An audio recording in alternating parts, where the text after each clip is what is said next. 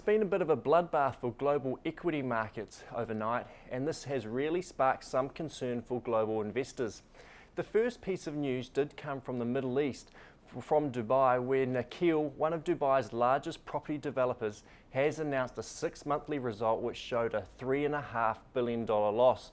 They have suffered some fairly dramatic property losses from asset write-downs.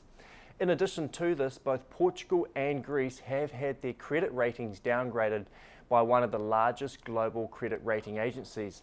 This has also brought into question the credit ratings for both the US and the UK, and these are looking just a little bit iffy at this present time.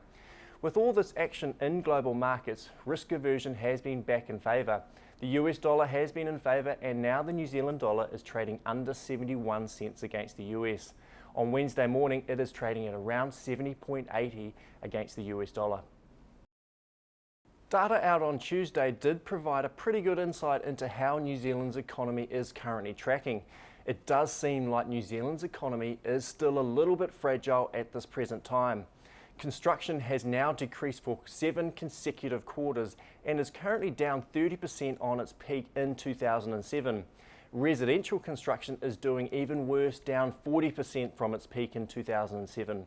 Manufacturing data is also fairly weak at this present time and has mainly been affected by weaker than expected meat slaughter numbers and export statistics.